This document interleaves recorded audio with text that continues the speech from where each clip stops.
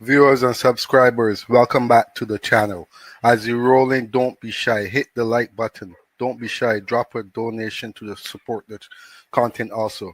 Viewers and subscribers, the content is top-notch content. No fake thing me on when it comes to my channel. So drop in and support the content. One family me say peace and unity me represent. So don't pull up on the channel and think you can disrespect. The hand is always on the trigger, ready to go.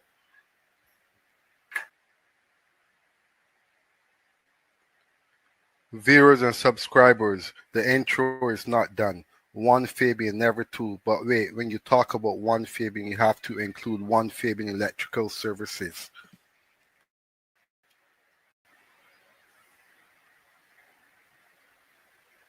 And never two. You put the two together, you get one master electrician, one of a kind with also will also put my brains to the test every single time me on the job.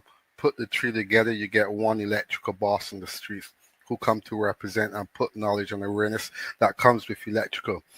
People, the intro is still running. In life you have to believe in the Almighty God Himself. If you fail once, get back up and keep going again. That's what I have done in my 20 years in this field. People, if you like my content and what I represent, like up the life and support the channel. Can't stop greatness. Only one that can stop it is you, yourself, who don't believe.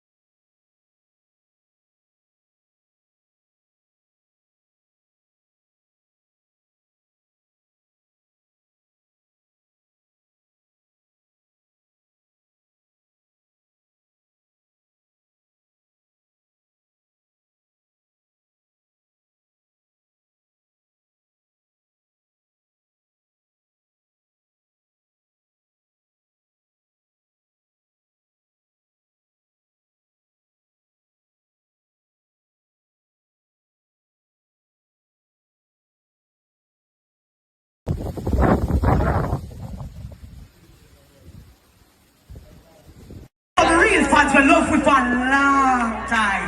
I know. Yes. Say no, we want to do. We want to find an old spice. And sing for me. Bring it.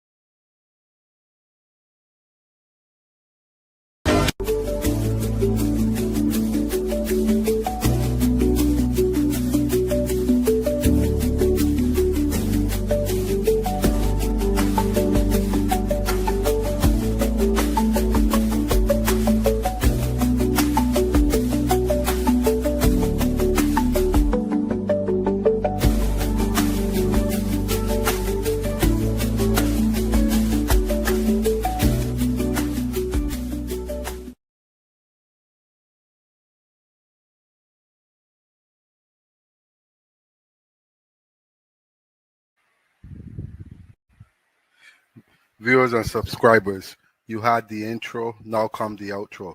Don't forget to hit that like button on your way out. You can also become a member of the channel by hitting the link. Me, I come to represent straight out of the Caribbean, born and raised, nothing fake on this channel. Positive vibes, me say. The beaches is what me like. The great food is what keeps me healthy and looking.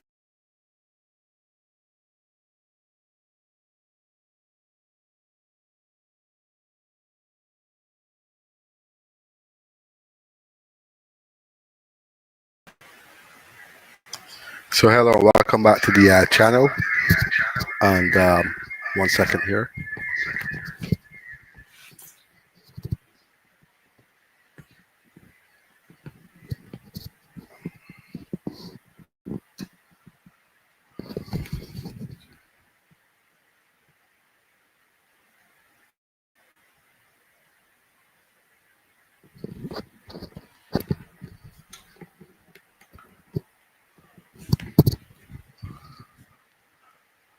So again, I'd like to thank you guys all for tuning into the live stream today and for the continuing support towards the channel. I'd like to also thank Israel. Bless up yourself. Again, thank you for checking into the live stream. It's somehow the intro is it's a pretty long intro, so if you happen to type and I don't reply, it just means that the intro is still running. So again, thank you for checking in, and also thank you for the continuous support towards the channel. So again, I'm trying to do something different tonight, and what I have up on the screen is basically a book that I used when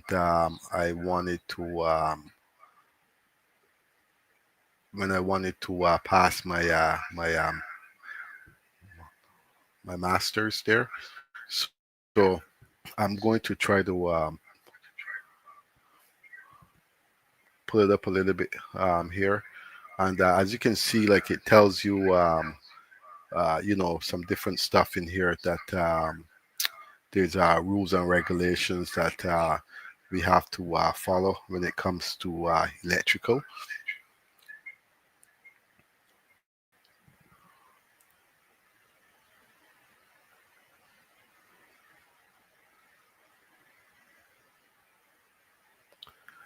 So again, like I said, it's all here. You guys can take a moment to read it if you want to. I just wanted to start the life a little bit different from the actual videos. It just took me a while to figure out an idea. So basically, now I can play more of these in my content, and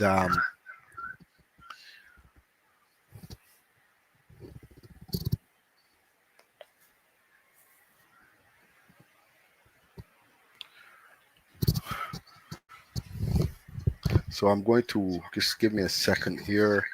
Um, going to try to shift this over here.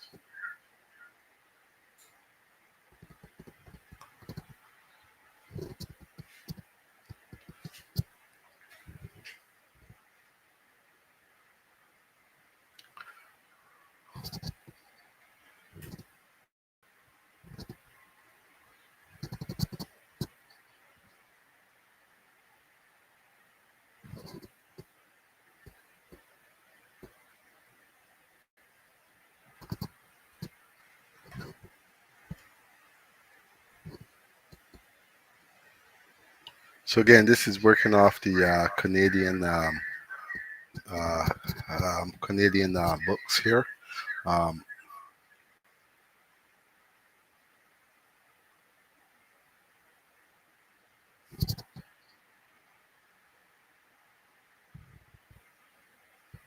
so this would have been my book that I used when I went to write for my master's. Again, as you guys all know, in order to run your own company or a business in Ontario, Canada, you have to have your master's.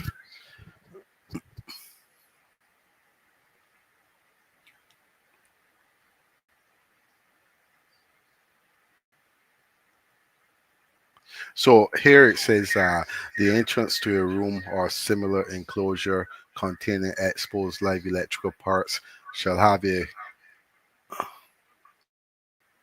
have a sign warning of the danger and forbidden entry by unauthorized people. And what that simply means that sometimes we're working away um, in an area that's live power, live stuff, and you know we should have where it is easy for someone to basically enter into that area. There's supposed to be a warning sign of some sort, uh, barred off area to prevent the person from being injured um, uh, without any of those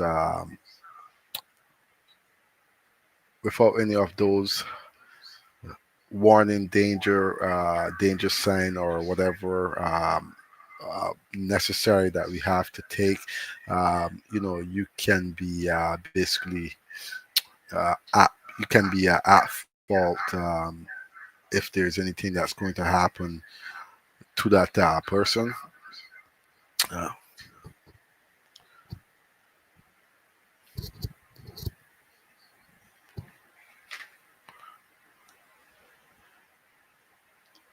and then it also says it's basically a lot of stuff that I have been going through on my lives, but this is the blueprint to it. This is where we get the information from. Um, the power supply to electrical installation equipment or conductors shall be disconnected, locked out of service, and tagged before any work is done. And while it is being done on or near exposed parts of the installation equipment or conductors, um, you know,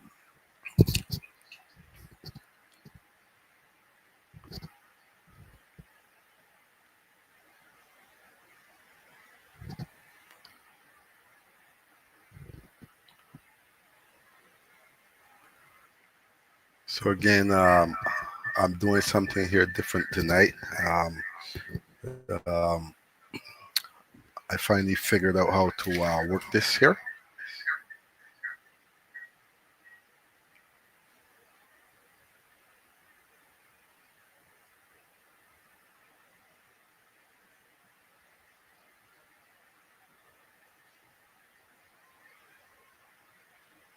So then it also tells you before beginning the work, each worker shall determine if the requirements of subsection 1 have been complied with. If locking out is necessary, So I'm going to just shift this down a little here. Then it says if the conductors are adequate. I know there's a feedback here. Not sure why.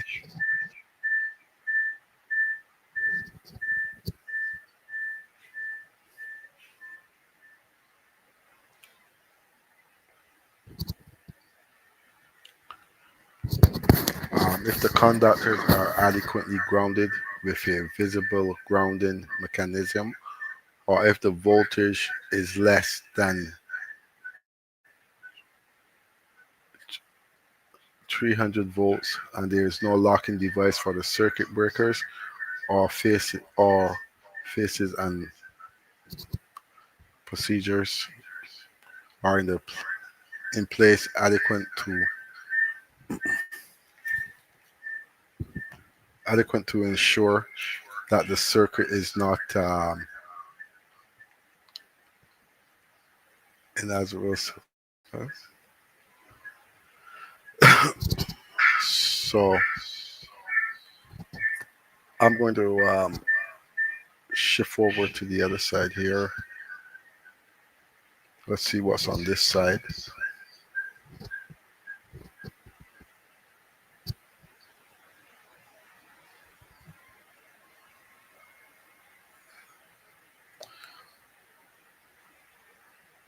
So this is basically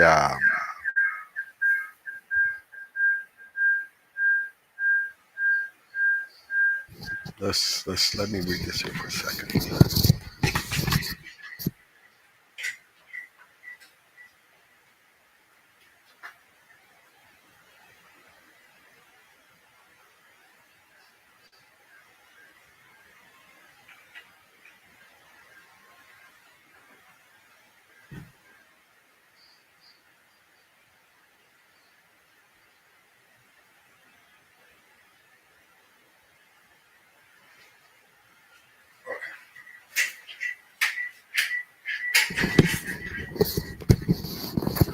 So what that is basically saying is a lot of times I wish I could get rid of this noise.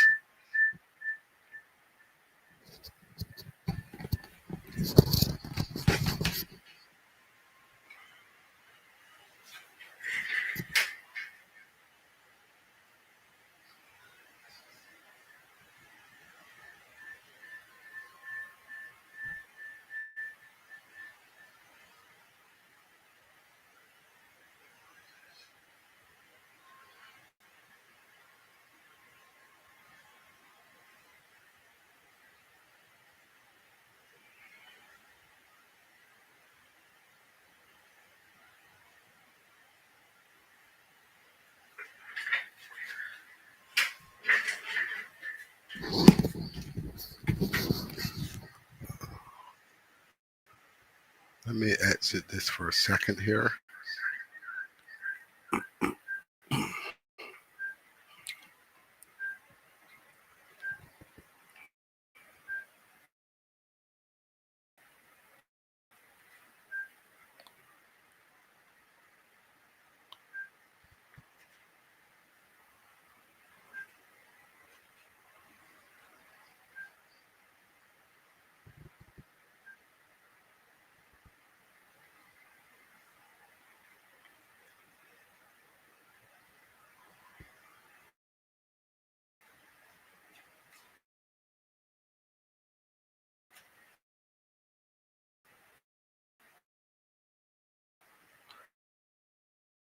Okay, I'm going to mute that device.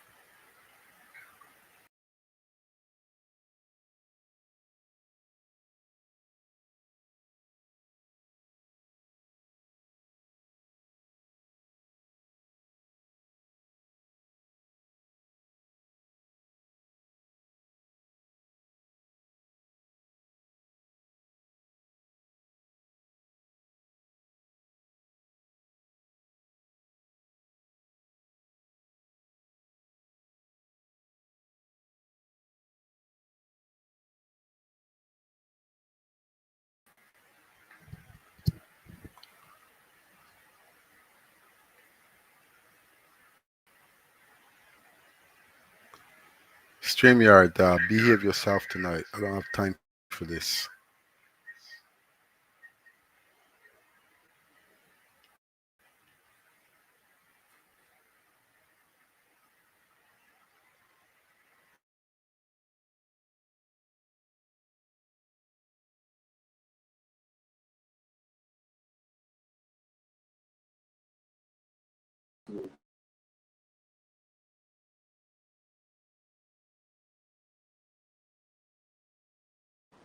This. Hopefully, you guys can hear me.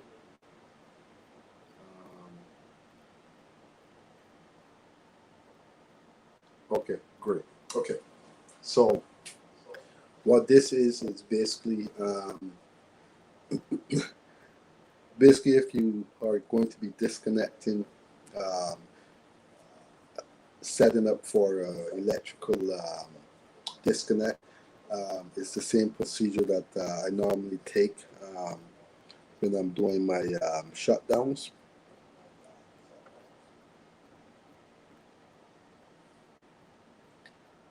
It's um, it's also, there's if it's live exposed, right here.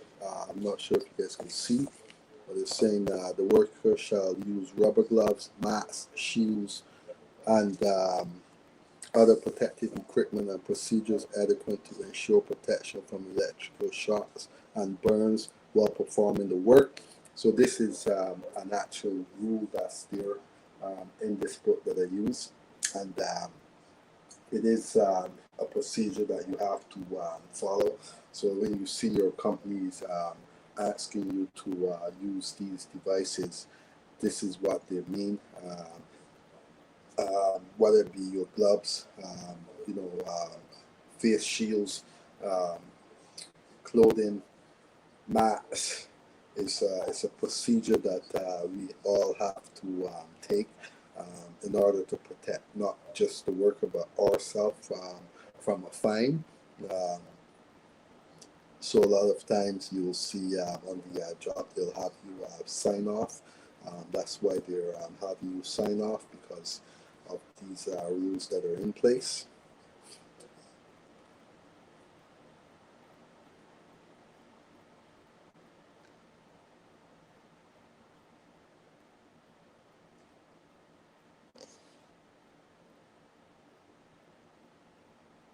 So then it says work performed on electrical transmission systems or outdoor distribution system rated at more than 750 volts shall be performed in accordance with, and then it tells you the rule book, utility operations, publish. Um,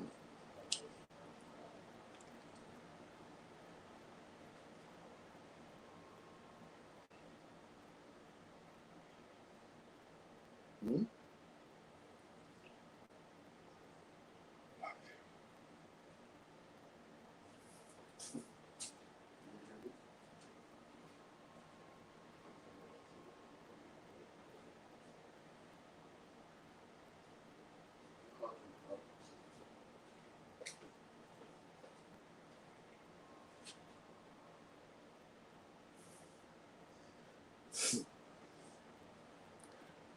Okay, sorry about that. I'm going to try to shift this book over here for a second here. Let me see how I'm going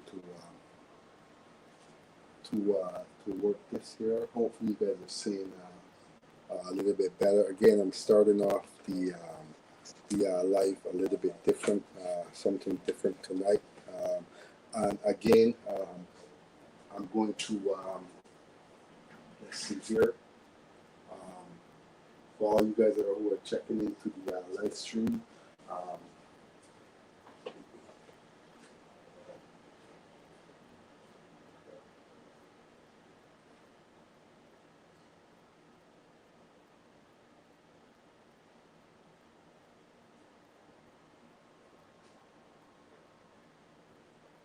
Hold on, I'm going to go back into full screen.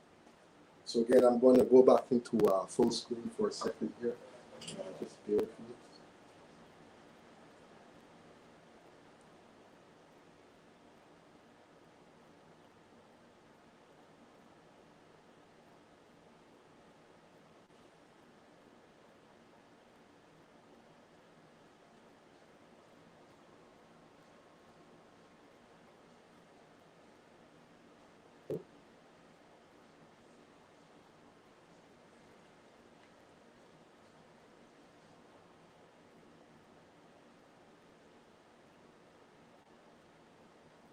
Okay, so let me twist this a little. Okay, so that's in full screen. Again, people, as you come in, don't forget to like up the live stream. And again, I'm going to set a super chat donation for who likes the content. You can support the content. So I'm going to set it for 1 hour here, and again, share how you'll celebrate it.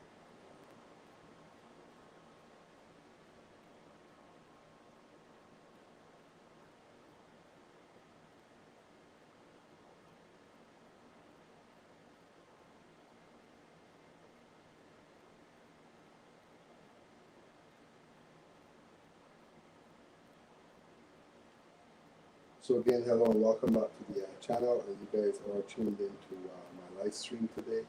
And again, I'm doing it a little bit different here tonight. So I have, this is normally the book that I use. I use this book to pass my master's, and with this book, it has everything that you need to know in here when it comes to working life, when it comes to working on ladders, when it comes to the dealing with the business aspect of it. This book has it all, and this is normally how I go about finding my rules. Again, I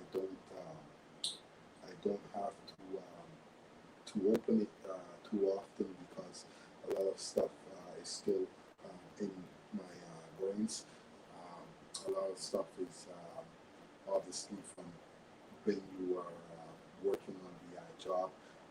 You will normally learn a lot of these things on the job. You just don't know that it's a rule that's actually in place until you eventually go and take your master's and you figure out that there are rules in place that you know.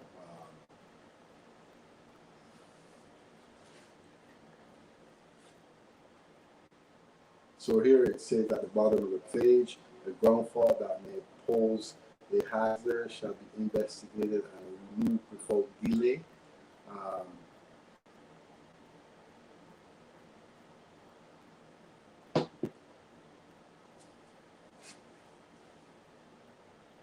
And then it says further up on the page, if you go to number 3, subsection 1 does not apply to a portable electrical.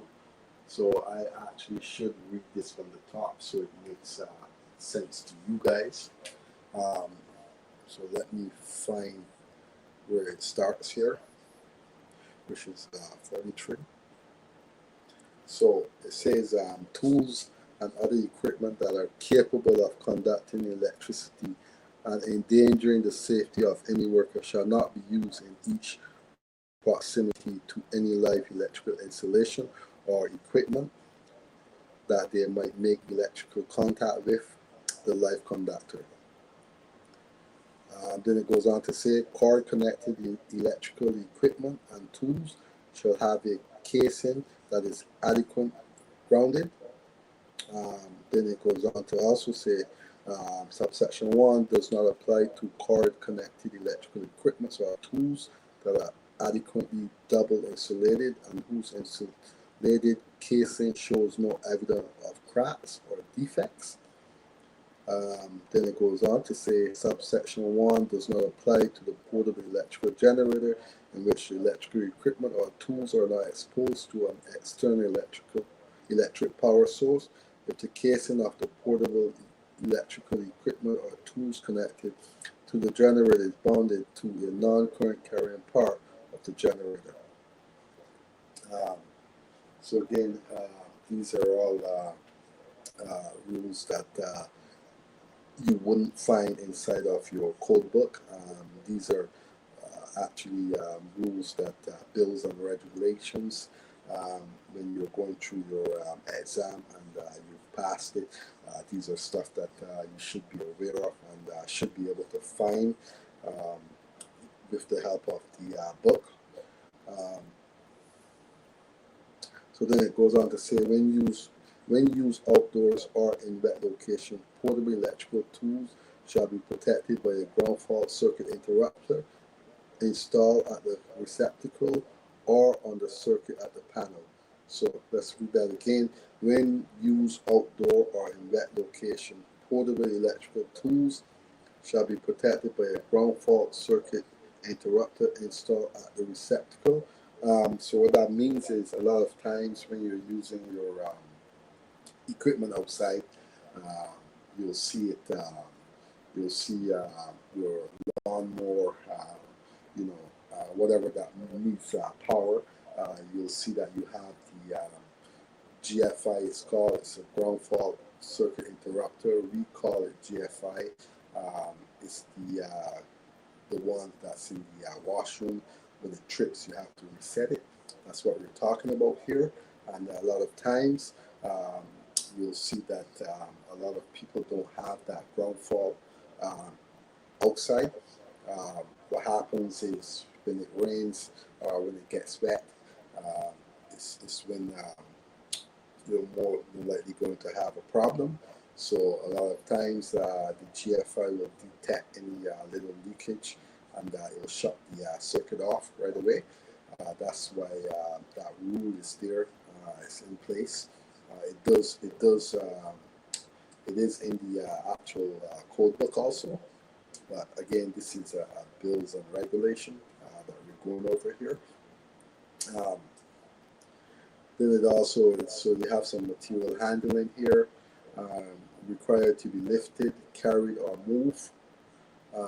Shall be lifted, carried, or moved in such a way and with such precaution and safeguards, including protective clothing, guards, or other precautions, as will ensure that the lifting, carrying, or moving of the material, articles, or things does not endanger the safety of any worker. Shall be transported, placed, or stored so that the material, article, or things will not trip, tip, collapse, or fail, or fall, and can be removed or withdrawn without endangering the safety of any worker.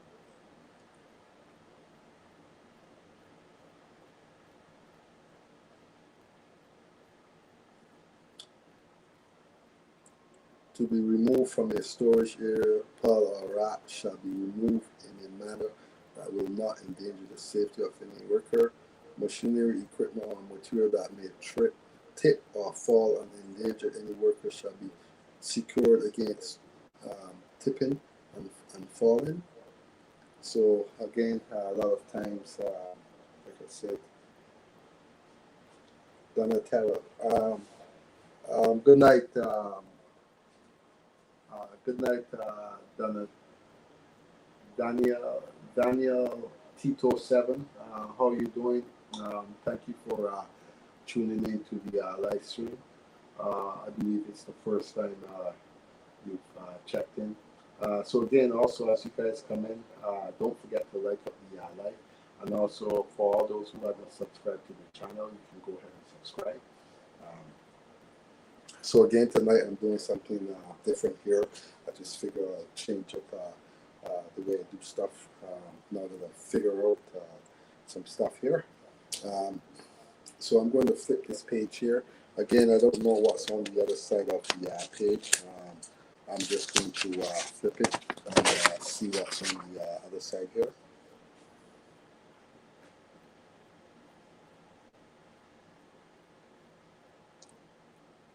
Okay, so this is a little bit different here. And again, like I said, there's all types of rules and regulations for a lot of stuff that is out there. We just don't know the stuff. I don't expect everyone to really know. And again, this one here, we start at the top of the page. I hope you guys can see properly here. It simply says, okay, you know what? I'm going to try to shift it on the other side so it makes a little bit more sense before I actually go ahead and read the other side here.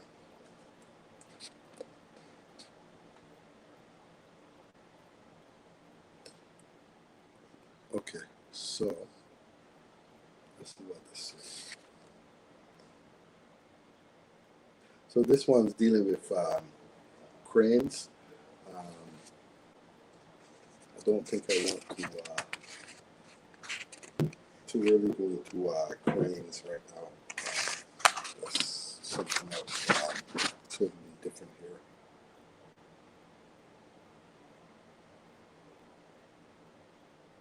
Okay, so here's another one that we can actually go in. And again, you might see me have a mark on the title. Again, that's how I went about passing my test. I usually tag everything. I usually highlight stuff to make sure that when I go into the exam, I can find stuff pretty simple. So this is a portable ladder, and it says portable ladder, be free from broken or loose members or other faults, have non-slip feet, be placed on a firm footing, where at C 6 meters in length and is not securely fastened, or is likely to be endangered by traffic, be held in place by one or more workers while being used.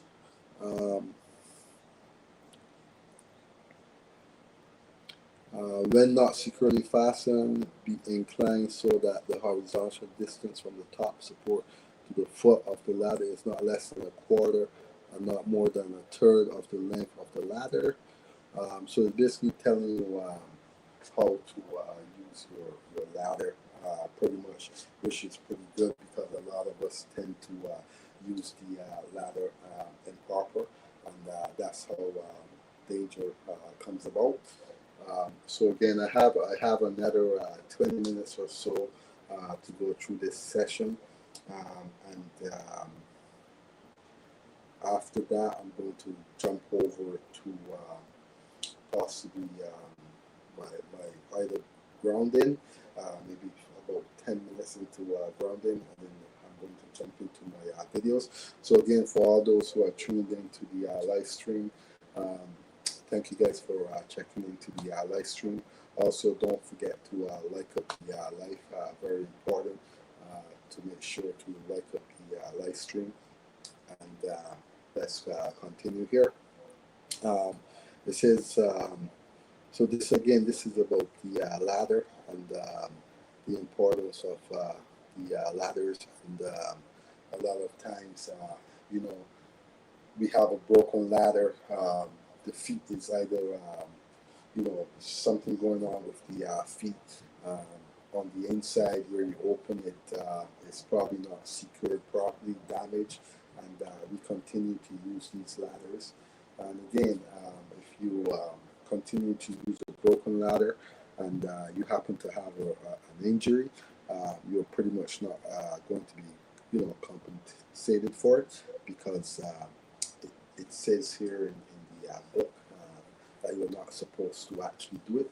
So when WSIB does investigate and find that you are at fault, then there comes the problem of being out of work with an injury that could have been prevented, and you know, it's just the nature of the game.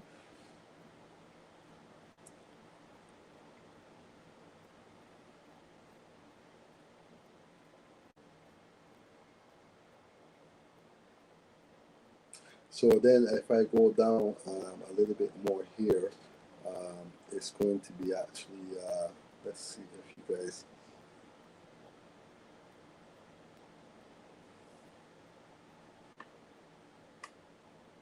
let me shift this up a little bit more here. Okay, so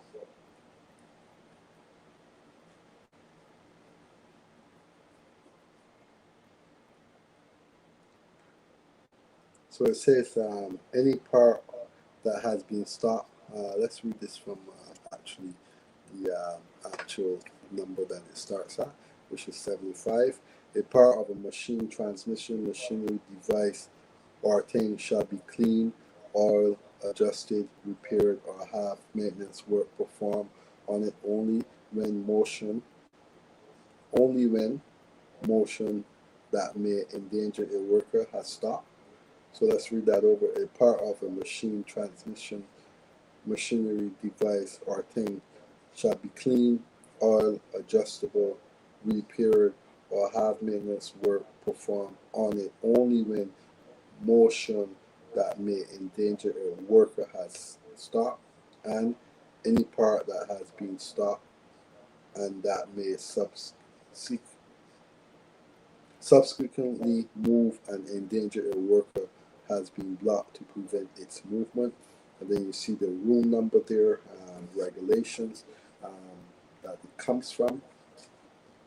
Then it says control switches or other control mechanisms shall be locked out, and other effective precautions necessary to prevent any starting shall be taken. So that simply means that if you happen to have, sometimes there's a motor, and a lot of times, we're going to go and work on the motor. A lot of times we have to lock and tag that out, just because, when it comes to working with motors and stuff like that, it's a big danger to actually work on it live and actually work on it when the power is still um, there. So a lot of times we have to turn around and lock out that breaker from starting, from anyone starting it. That's basically explaining to us here.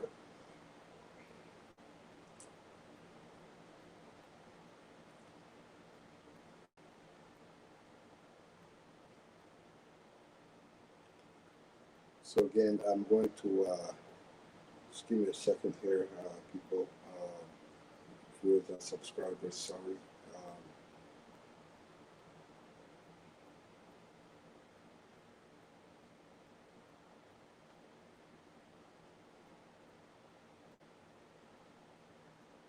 so again, I have another 17 minutes on this topic here, and then I'm going to be moving on to something else, as I don't want to read this. I'm trying to shift up the way I do stuff here. So I'm going to only run this for an hour, and then I'm going to switch into something else here. So I'm going to switch this over to protective equipment, and then if you see up top here where I have my, you see I have my tabs here. Um, that's basically how I went about my exam. I had everything tagged out. That way, when I get into my exam, I know where I have to go from my stuff.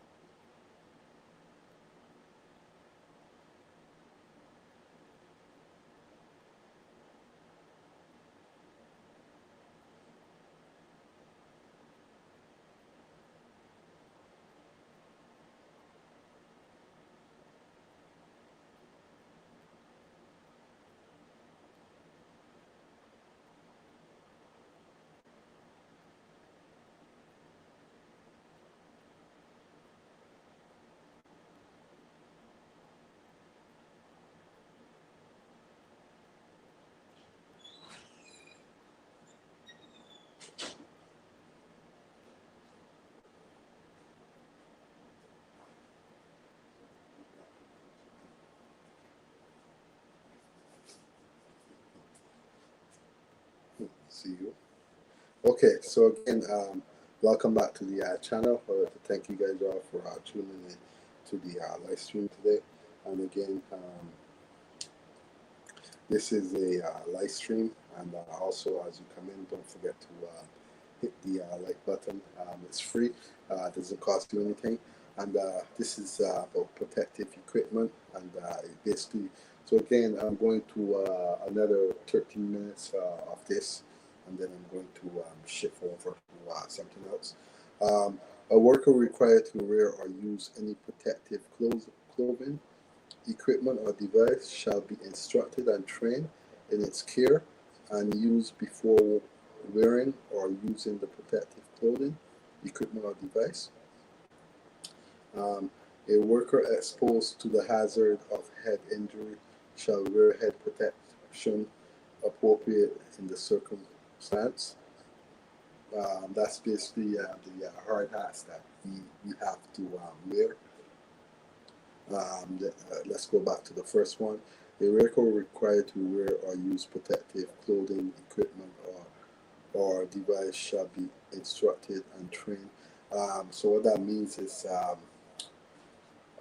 normally when you're working on life equipment, when it's above anything above a certain voltage current, you have to be trained in order to properly go about the procedures.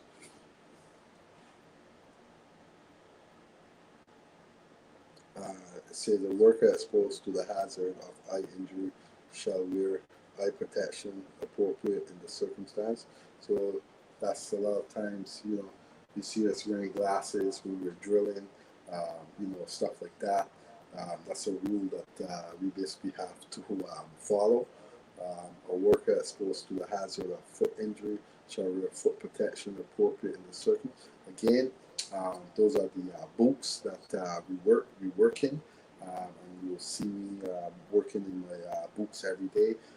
Also in my videos, you'll see I have my boots on. It's basically a protection. It basically covers me if there's an injury, so I can get compensated for it. Again, without all of these necessary things being used, if there's an injury that occurred, you're not covered with WSIB. And again, it sucks. Your fault, and you just have to bear with it. It also says long hair shall be suitable confined to prevent entanglement with any rotating shafts, spindle, gear, belt, or other sources of entanglement. So again, there's so many different rules here that you have to follow.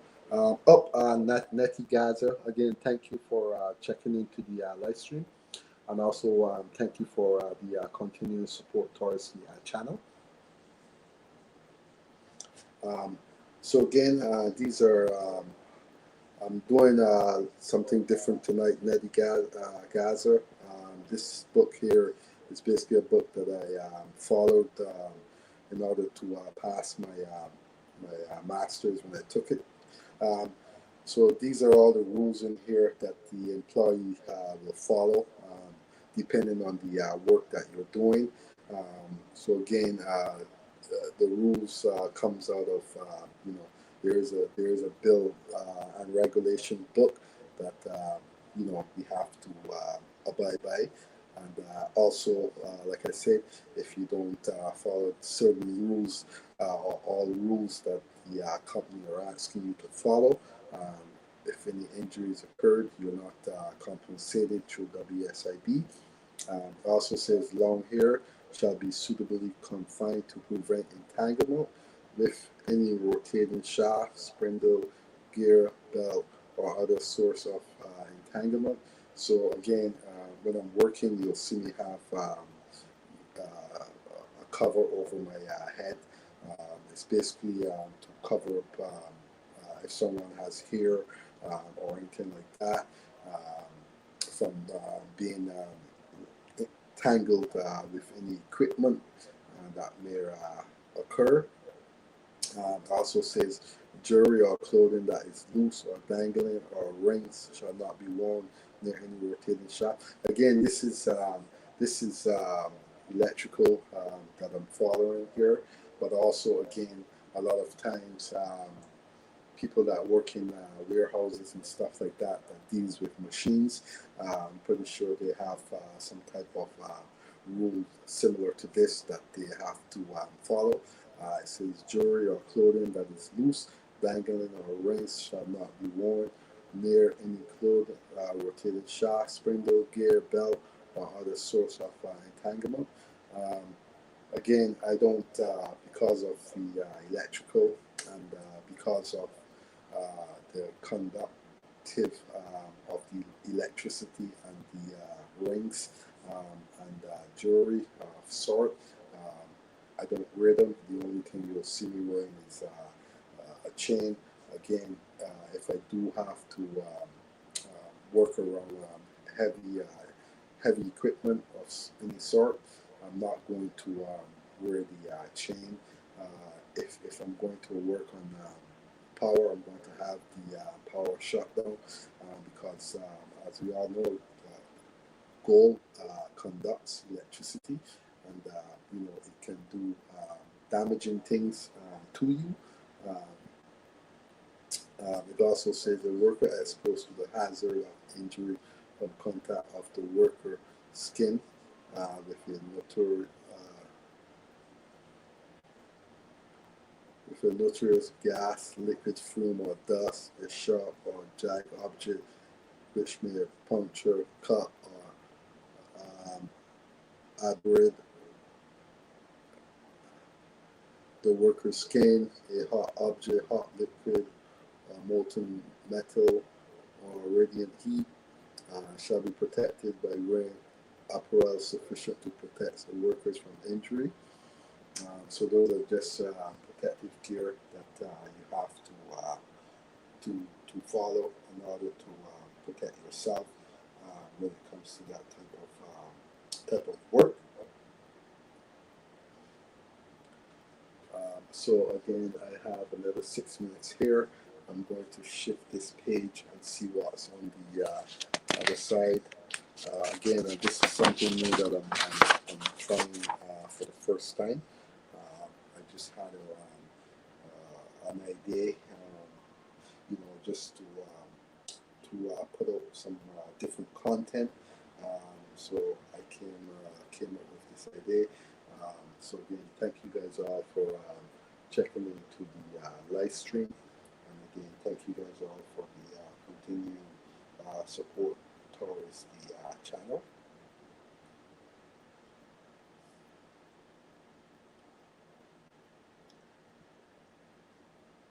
Okay, so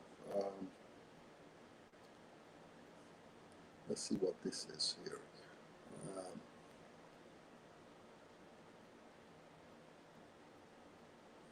I'm going to shift over to certain things that I don't want to get into.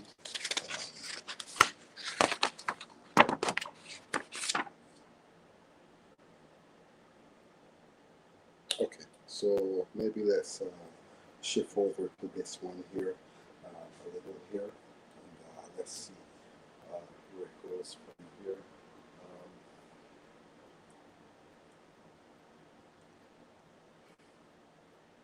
So this one here is basically what it's saying here. Let's bring this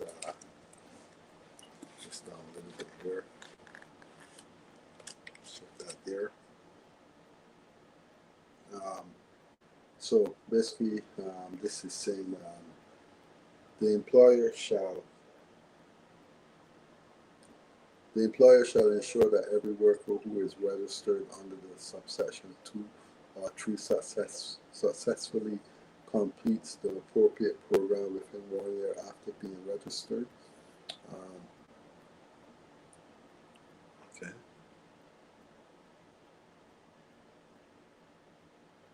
Okay, so this will more make sense if I shift this over here for a second here.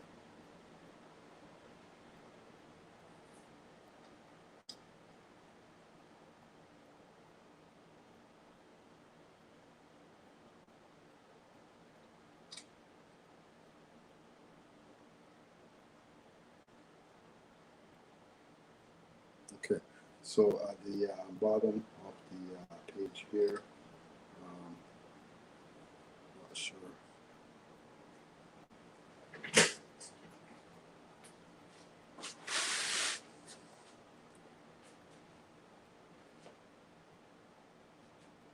Hopefully you guys can follow along with me here.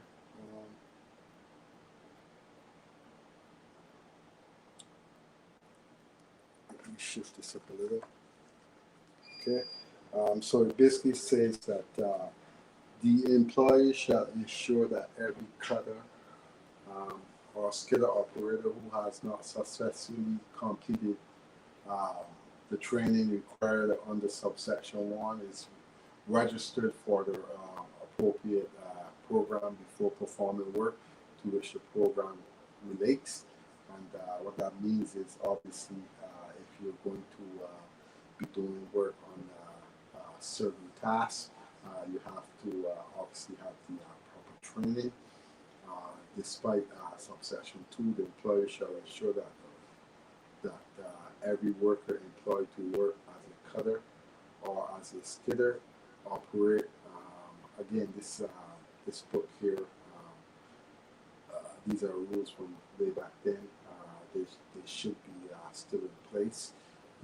Who has not successfully completed training required on the section. And then if I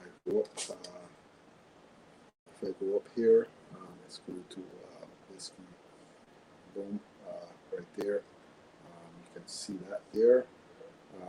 Okay. Basically, they should be registered for the appropriate program by June. Again, that is another year there. The employer shall ensure that every worker who is registered under subsection 2 or 3 successfully completes the appropriate program within 1 year after being registered. The employee shall ensure that every worker who operates mechanically harvesting equipment has successfully completed the appropriate program referred to in subparagraph, and then it also goes on. So again, like I said, for all those who requires a little bit of more knowledge on this, I do have a membership program for that, where I can actually show you guys how to interpret this book or interpret any other book that is out there. Again, and also for all those who are checking in to the live stream, you can become a member by clicking the link in the comment section, or you can subscribe to the channel also by clicking the link. Then it says the employer shall ensure that every worker who operates mechanical harvesting equipment has successfully completed the appropriate program referred to in subparagraph. The employer shall ensure that every worker who operates mechanically harvesting equipment and has not successfully completed the training required under subsection 1 is registered for the appropriate program before performing work to which the program relates. Despite subsection, the employer shall ensure that every worker employed to operate mechanically harvesting equipment or made to who has not successfully completed the training required under subsection is registered for this appropriate program. Again, just ignore the year here. The employer shall ensure that every worker who is registered under the subsection 2 or 3 successfully completes the appropriate program within 1 year after being registered.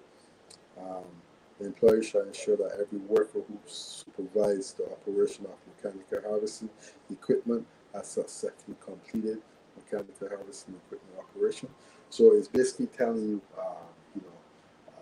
that they has to, the person who is in charge has to have the proper training for whatever they're going about to perform. So again, like I said, I've run into an hour, and I am going to shift off of this right now. and go into something else here. So again, expect this on a nightly basis from me to keep pulling up some different stuff when it comes to the electrical code. So what I'm going to be doing right now is I'm going to switch out of there, and I'm going to exit. I'm going to exit the full screen here, and I'm going to pull up. We're going to go into some grounding here, so you guys are aware of the grounding aspect and what it means. So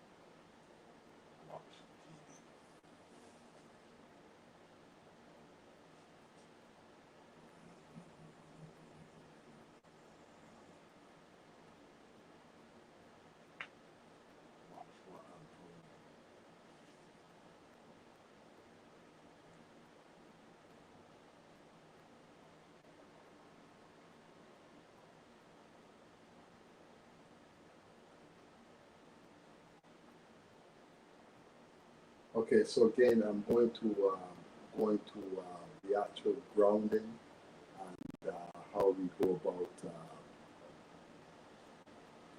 process of actually grounding, the importance of when it comes to grounding.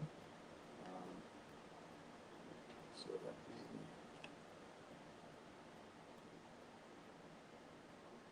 okay, so that's on the screen there, and so here you can see that when it comes to animals and stuff like that, you have to have a ground system for the animals themselves. A lot of times, also when you're doing a pig house or animal house or whatever you want to call it, the grounding is different. The whole area has to be grounded. Same thing for the pools. You'll see it on my future work when I start the place where I'm working. You'll see that the grounding, how important it is, and you'll see that I have my grounding that came out of the ground.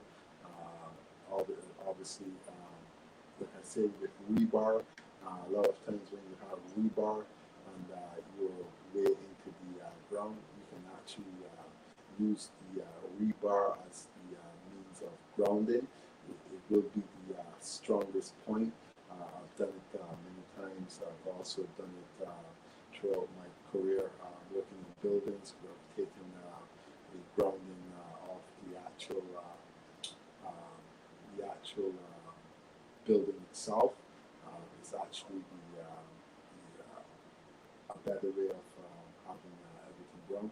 And this right here is basically a stake in the ground. This one right here also, you can see it's a stake that's in the ground. So okay, so what this means, I'm going to explain this a little bit more. So a lot of times, if you are doing some type of power at your home, um, we normally put the ground plate into the floor, and then we will take the grounding out of the ground and bring it into the home. So the home has a proper grounding, and everything is going back to ground. Um, so that's what that basically is doing right there. That grounding is actually coming from the ground. You can actually, depending on how your layout is, you can actually bring this ground into the home. If you don't have, certain means, and you can actually bring this to equipment of any sort, and start off your first ground, knowing that this main ground here is going to go back to the ground. If there's anything that's going to happen, it's not going to strike your equipment like your fridge, your stove, stuff like that. If there's no proper grounding inside of the home, you're going to be buying, you know, you're going to be buying stoves, fridges, whole 9 yards all the time, because what happens is once the current strikes and there's something that goes wrong, it's not going to actually go back to ground, but it's actually going to just hit the device or the equipment that you're working on or you're working with is going to hit it direct, and it's going to obviously damage it. So that's why a lot of times you'll see, or all the time you'll see, proper grounding is called for.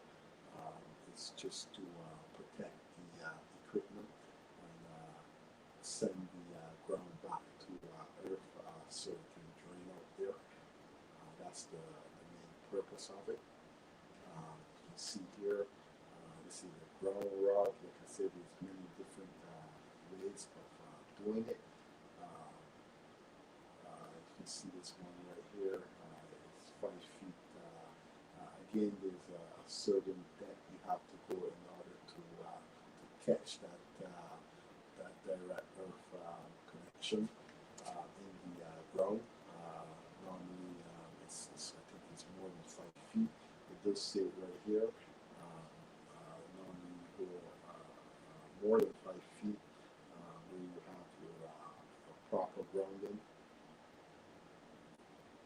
So again, like I said, strolling through, this is something different tonight that I'm doing here. I did it last night, so I'm going to continue it again tonight. As you can see, these are different grounding tactics that they use. For what they're using it for, I'm not 100% sure, but they obviously require a grounding of some sort.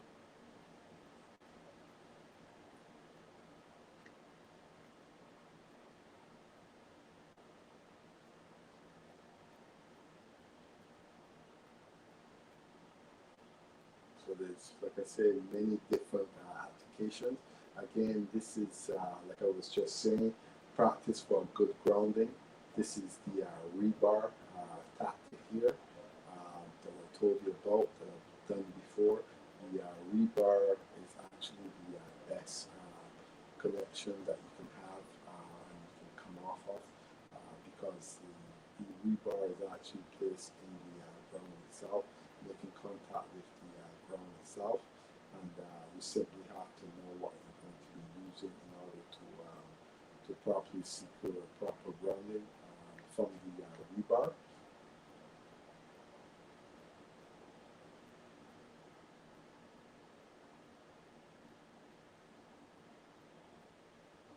So again, I'd like to thank you guys all for tuning in to the live stream, as I'm going to only be doing about 10 minutes of this, and then I'm going to, after, go into back into my videos.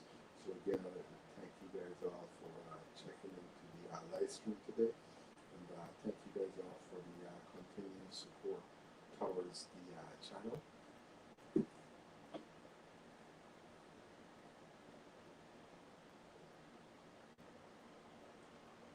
So as you can see here, there's many different types of grounding systems.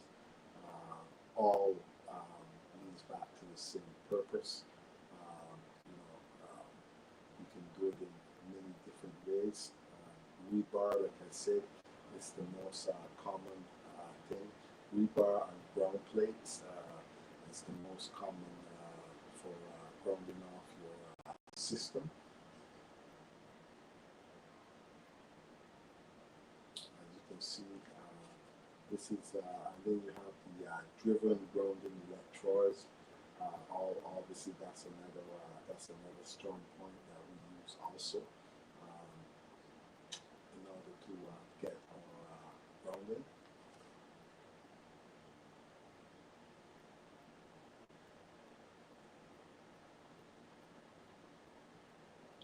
So again, like I said, these are all different grounding that we can. I'm going to skip over and show a couple more pages here. That way you guys can follow along here for whoever is interested. So again, like you can see here, how to install ground rods. Simply stake it into the ground.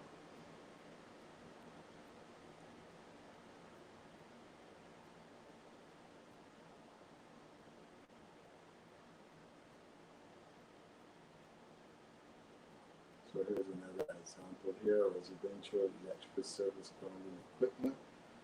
Again, I don't use this type of grounding for the home, but it all depends on what you're using it for.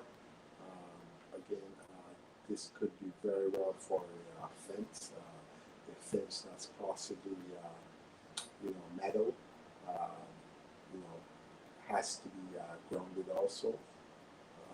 A lot of times people, I guess, probably don't know that, but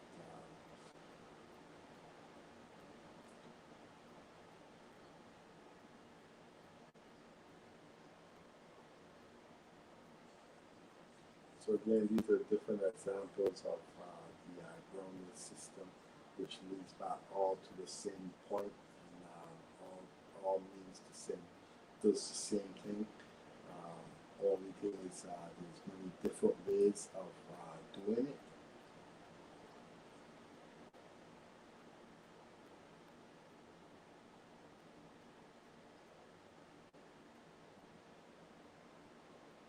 This right here is what we call a burnie.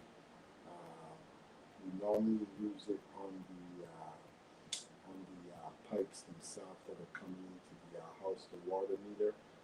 Sometimes, for instance, the home I'm working on, I use one of those on the rebar to actually bring my ground wire on to the outside for the hot tub, and then I'm going to join it to take it over to the pool. So this is an example of the grounding that you can use on the rebar. You're simply going to attach your wire onto here, and that's how you're going to pick up your grounding from here, and you can take it up to the earth, and then take it wherever you need to take it to get your proper grounding.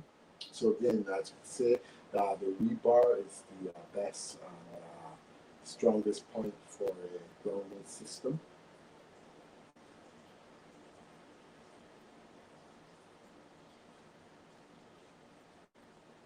Right here, this is basically a transformer.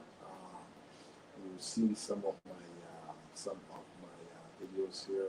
I do have this system that I've worked on before. So same thing applies there.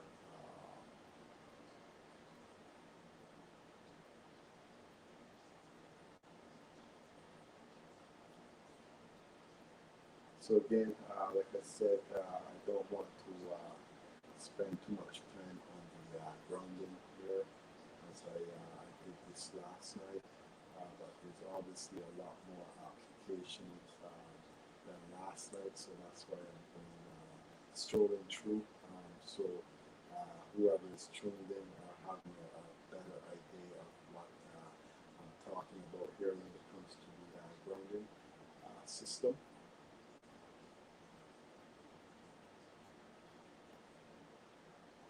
So this right here is actually the water service that I was mentioning just now, where you have to ground off your water meter that comes into the home, and then from there you basically go into your panel and you do your stuff there. Um,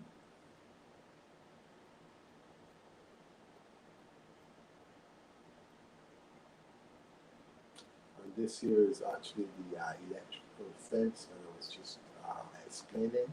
A lot of times you'll see for the animals and stuff like that, you have to have a proper grounding when it comes to your animals for all those who are dealing with with a farm of some sort.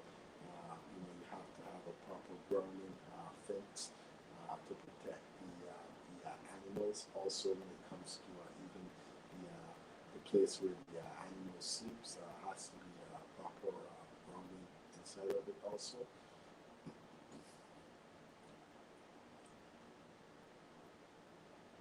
So this again is something that we a lot of times we use when there's a substation on the outside. A lot of times you'll see a substation. You're driving around, you'll see a substation on the outside, middle of nowhere. A lot of times they're fenced off from the kids and stuff like that. All the time we have to round off every single fence that's in there continuously.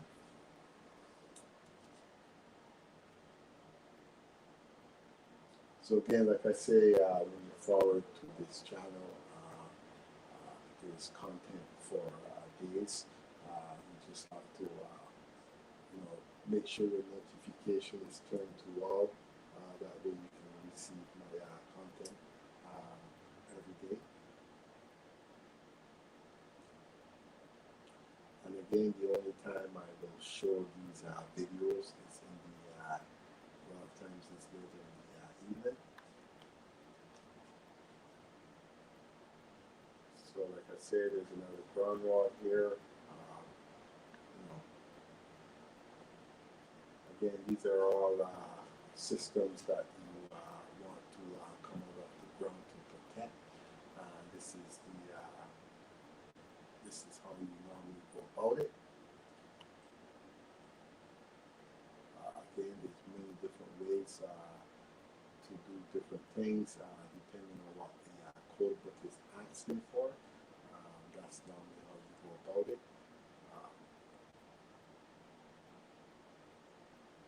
So let's see what my time frame is like here. That's an hour. Okay. I'm going to ship out of this now, and then I'm going to be going into some videos. I believe it's feeding the live for a bit here. This was supposed to be about 10 minutes. Let me just keep shifting down a little bit here.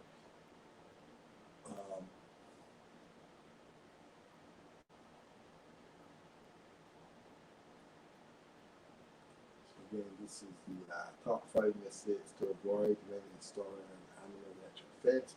So like I said, when it comes to the animals, they have to be protected also. You have to have the proper grounding for them when it comes to your crops and whatever animals farm that you're dealing with. It's very important to make sure that you have the proper grounding and it's properly grounded throughout for the animals especially. So that seems like that's the end of that. So I'm going to come out of this here and I'm going to be going into my videos. So again, thank you guys all for tuning in to today's live stream as I continue to run my videos here.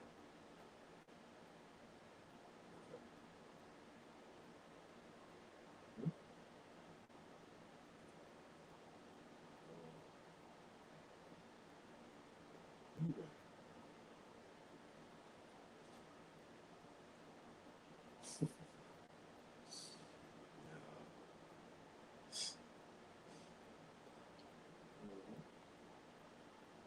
Mm-hmm.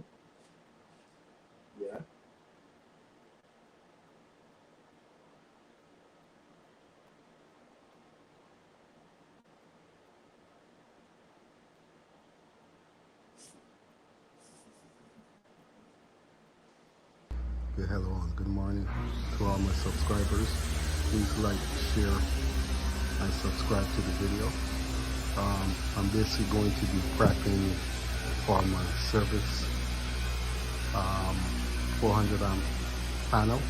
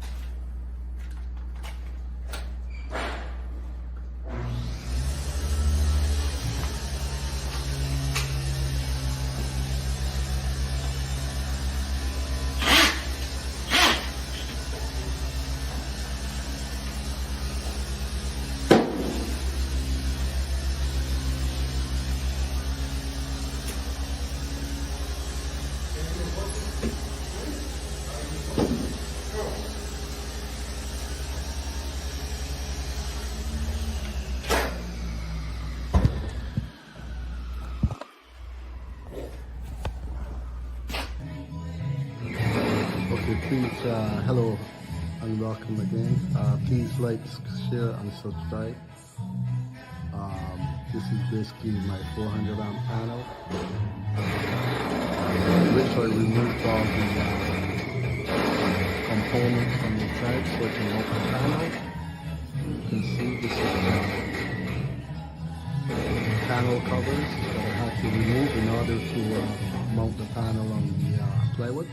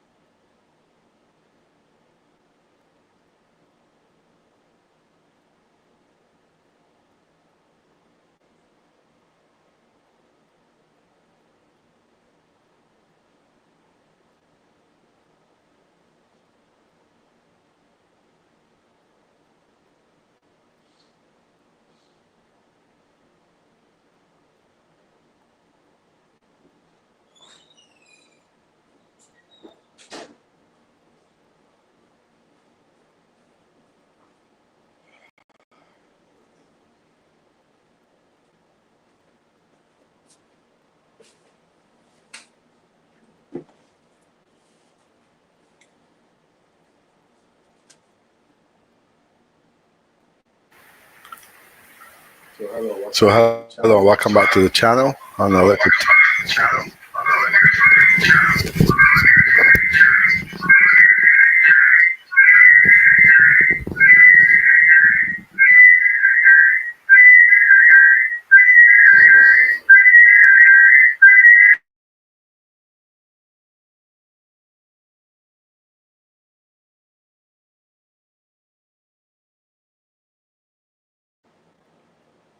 So hello, welcome back to the channel. I'd like to thank you guys all for tuning into the today's live stream, as I'm going to be running a couple more videos here. So again, for all those who are checking into the live stream, if you do go back over the live, I did start the live a different way, and you can go back over from the live, and you'll see the new content that I introduced tonight here. Very informative for all those who are curious about what the life and how the life started out tonight. So again, I'm going to be running a couple my installation of my new panel. So what I'm going to be doing is clearing this whole area for my new panel. I have to clear everything to make sure I have enough room. The panel will be a lot bigger. So before I install my new panel, I want to make sure that everything is cleared, no obstacles is in my way. And this is the new panel. But I'm going to be taking this panel and flipping it the other way, because the main comes in this way.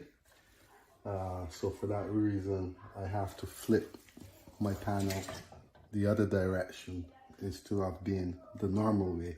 So now this is allowed because there's a code rule that states that your breaker has to be a certain height. So this is within my certain height, so I can take this panel and flip it the other way, and that's exactly what I'm going to do to make this work.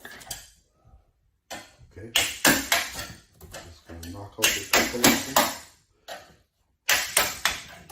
That way, once I install my panel, I don't need to play around with here because it's going to give me problems.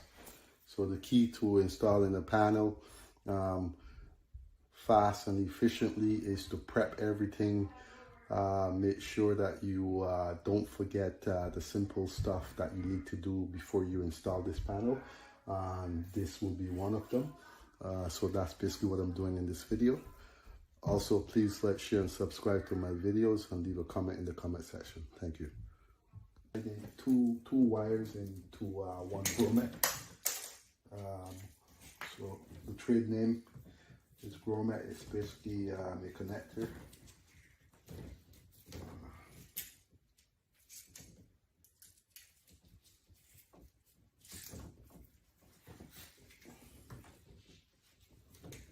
Okay, so I'm basically having problems with this, so I'm just going to cut this off and get rid of it.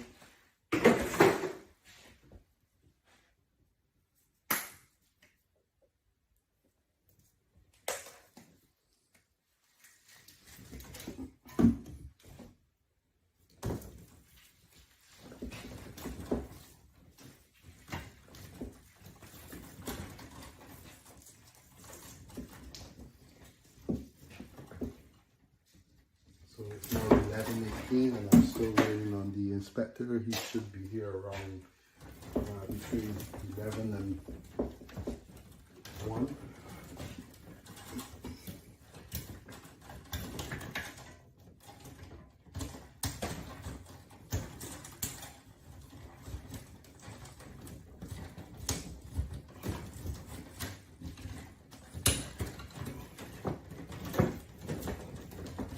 Is very messy in here. There's not a lot of room to play with.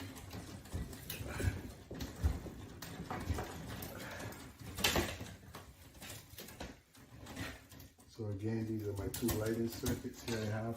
I'm just going to get rid of these ground wires because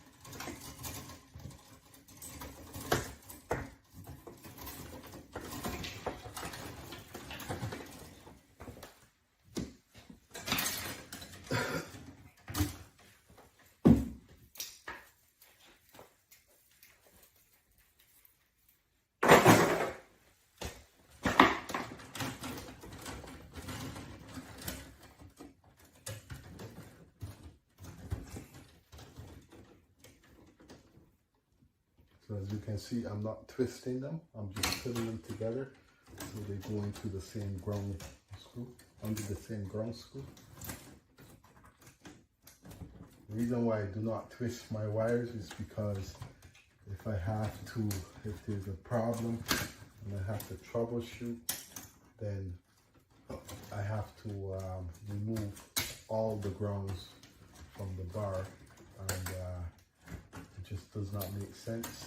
So I don't twist my grounds. Again, also this is just a video. Please don't try this at home. If you have to, contact a licensed electrical contractor.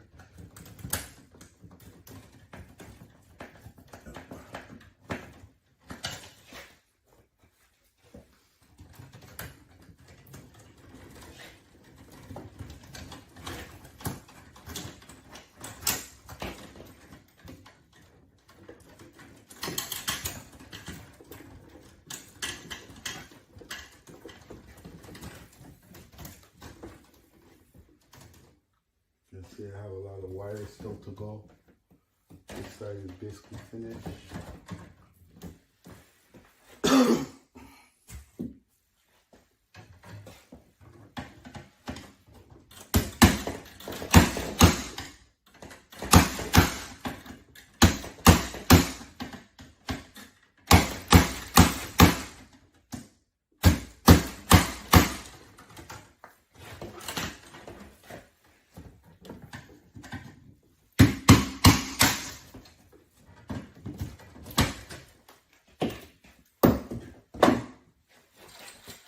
And I always use my connector.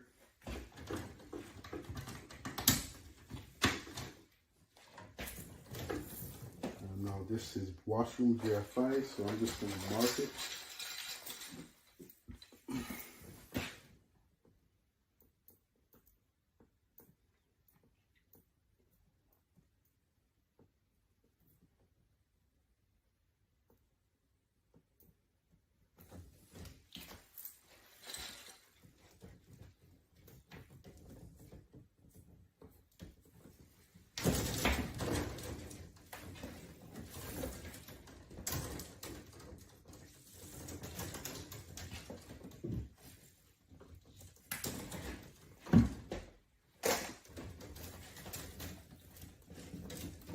don't need a whole lot. And remember, I always cut my wires one by one, never two or three. It's a dead short.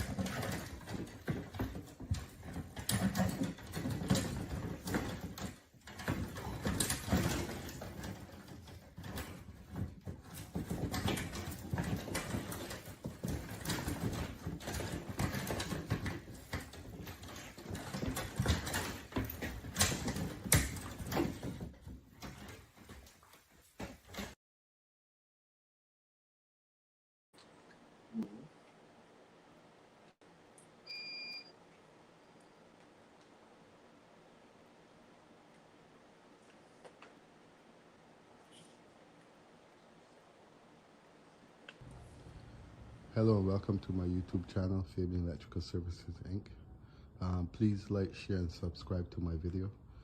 In this video I'm going to be showing you guys a full roughing of the first floor that I recently finished. So right here, as you can see, we're going to have a security wire. Also, if you see, we're going to have a keypad here. I have some switches on this wall. Also at the entrance, I'm going to have some receptacles. If you see, I have one here. I have another receptacle here. And there's another one here. And we go into this room. This room, you're going to see I have some pot lights, a speaker cable, one sender light. You can see my wire is all neatly strapped down. In this room, I'm gonna have one data for the TV, one receptacle for the TV. My switches to control this room. My receptacles for this room, alter code. I'll have a data on this wall. I have a data, sorry, one receptacle for the floor. This room here is going to be a washroom. You see I have my fan here, couple pot lights, LED mirror, GFI receptacle for the sink. I have one receptacle for the toilet, and I have my switches. We leave this room here and we go over to this room. You're going to see I have some pot lights with sender light. This wire here is basically for the LED strip light. I have my switches here, which will be controlled from this side for the pot light. It's also it's called a three-way switch. I have my receptacles. This here is going to be a receptacle for the gas fireplace. And then I'm going to have my security contacts for the windows, along with my wiring for the shade windows.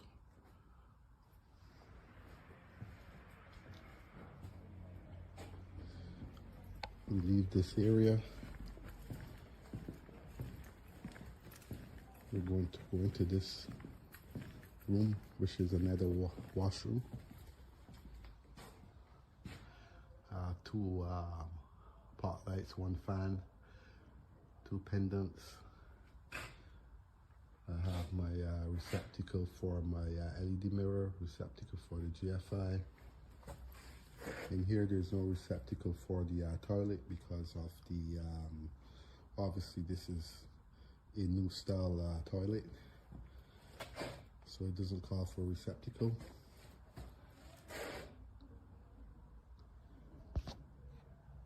Here I have my switches for this washroom, and if we go into this area, it's going to be one receptacle here, some pot lights, LED strip lights. If you see the way I tuck my wire out so it's not lost in the drywall, and my switches for this washroom, sorry, not washroom, for this room.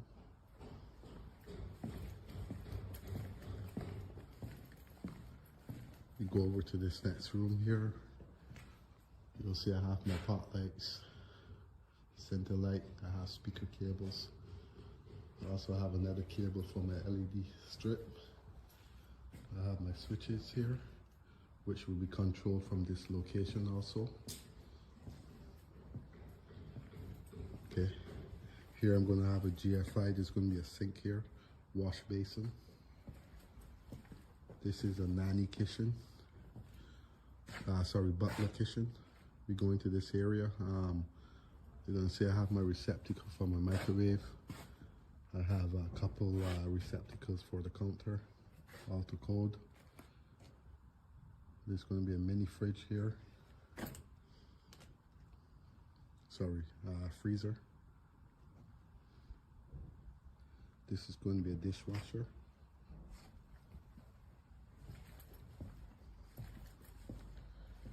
And I'm going to this area. This is my kitchen. I have a 20 amp fridge receptacle. I have wall oven receptacle.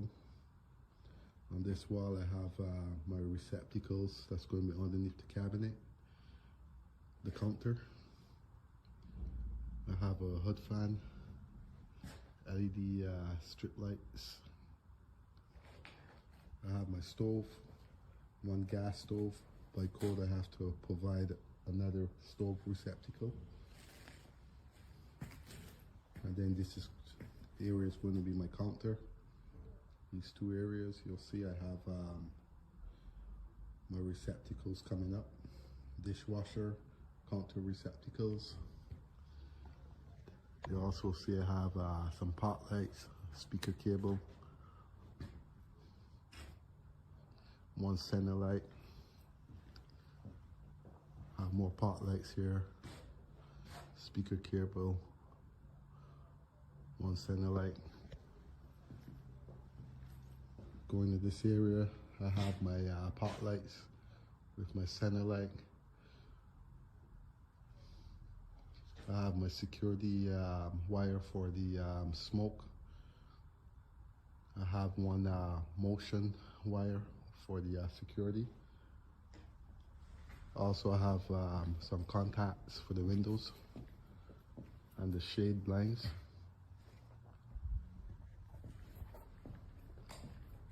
In this area is going to be my switches to control the kitchen.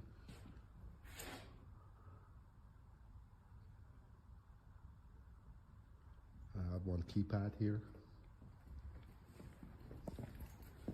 And then we go into this area where you're going to see I have my switches. These are all going to be controlling the outside lights and some lights inside the entrance here. This room is the main family room.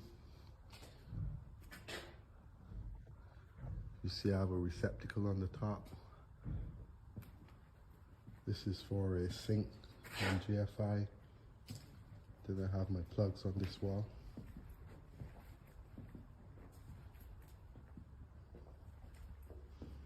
This is going to be a fireplace, TV, data.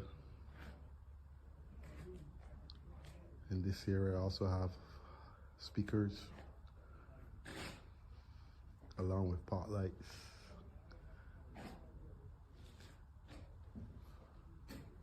This is going to be one center light with speakers, some pot lights in this area. Also, I have my security door window contacts, shade windows.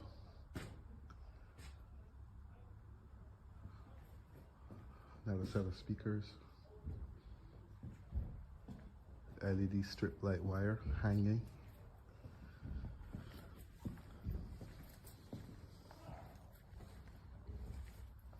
And this will be my switches for that room, family room.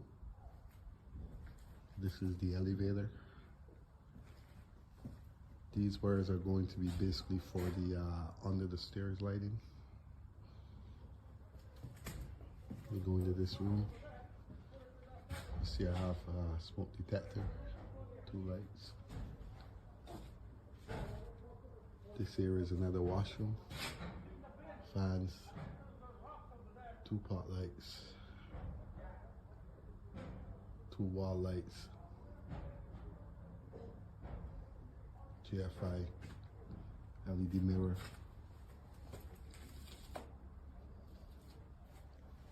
My switches, my wire is all neatly strapped. In this area, we're gonna have a kitchen. So, Probably don't. They probably honestly don't know.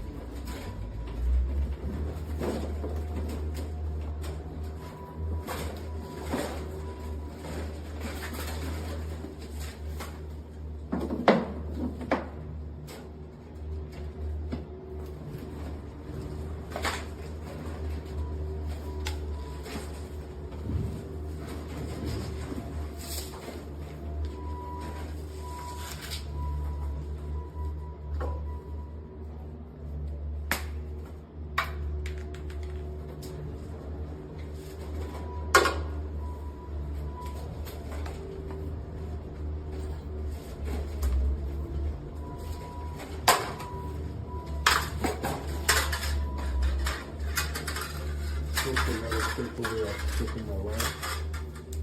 And as you can see, I'm going to leave this on. So this has the marking to get the where this wire is going to land.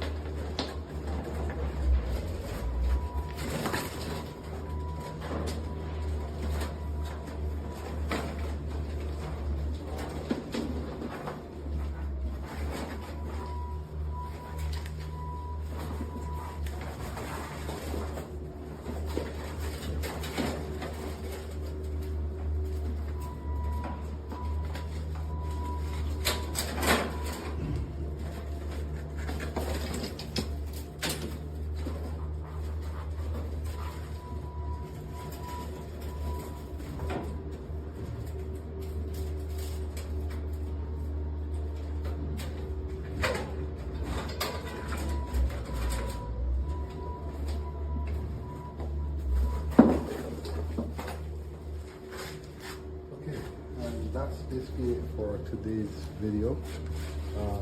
So please like, share and subscribe, and also leave a comment in the comment section, and I will see you on the next video with this installation. Thank you.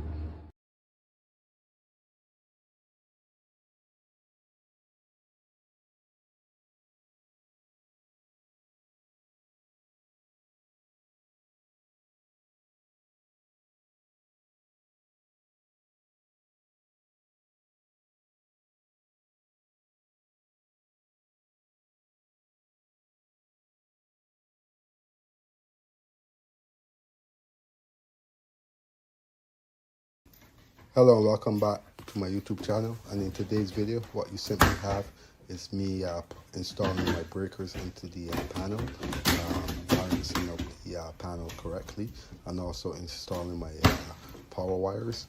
So again, for all those who hasn't subscribed to the channel, you can go ahead and subscribe to the channel. Also, you can leave a like and share the video. You can also comment in the comment section, and also please just sit back and enjoy the video, and I will catch you guys on the next video.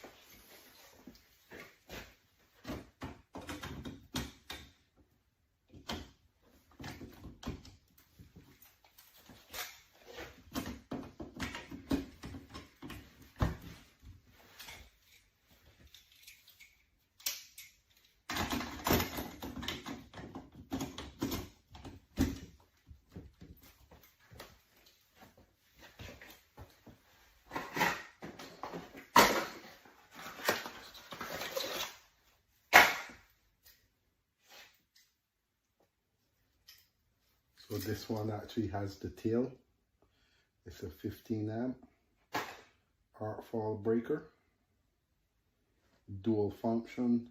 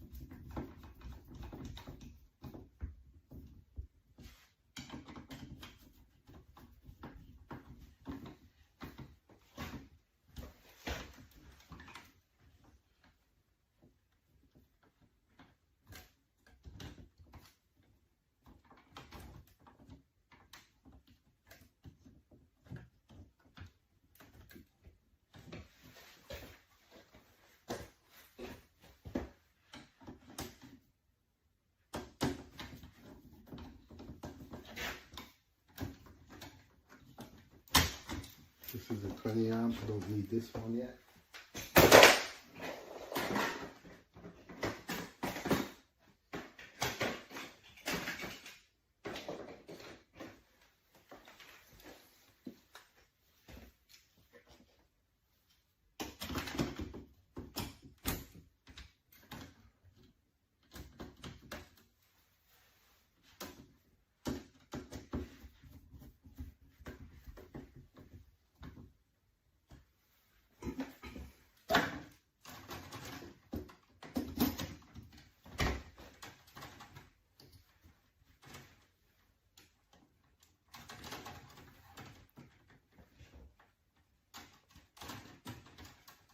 The hood fan will get an arc fault.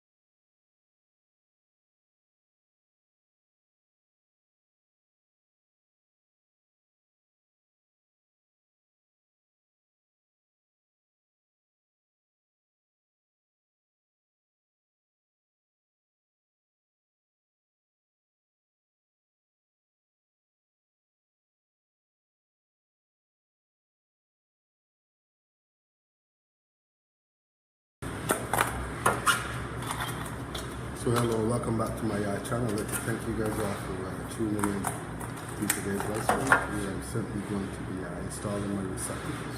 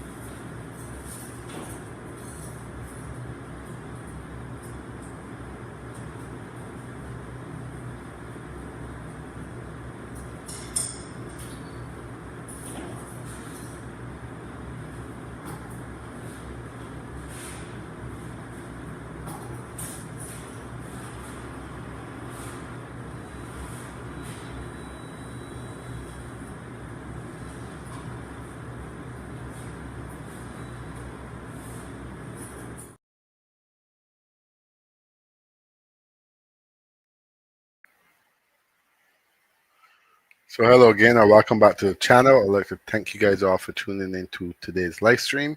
And again, as you guys exit, you can don't forget to like up the live stream. Also, again, I'd like to thank Izariah for checking into the live stream. Nettie Gazer also for checking into the live stream, and Daniel Tito 7 for checking into the live stream today and showing the continuous support towards the channel. So again, I started the live stream a little bit different. So for all those who wants to play back on the playback, very informative information on the live stream tonight. Again, also I'd like to thank you guys for checking in. Thank you guys for showing the continuous support, and I will catch you guys on the next live stream.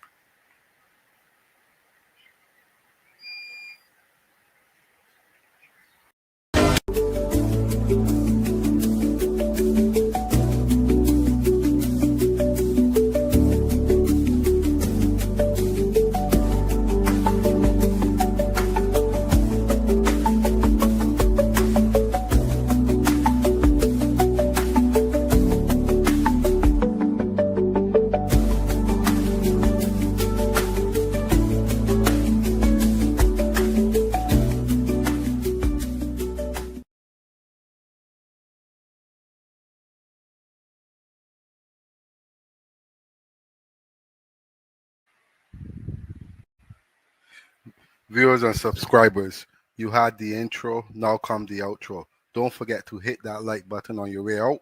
You can also become a member of the channel by hitting the link. Me, I come to represent straight out of the Caribbean, born and raised, nothing fake on this channel. Positive vibes, me say. The beaches is what me like. The great food is what keeps me healthy and looking good. The beautiful sunshine is what energizes me and keep me going. So when you see me missing in action, I'm following the almighty advice of healing my body and getting taken care of. The sunset is so beautiful when you catch it, having some of the good fruits that represent the Caribbean. One electrical boss that comes out to drop the great content. One wifey and never two.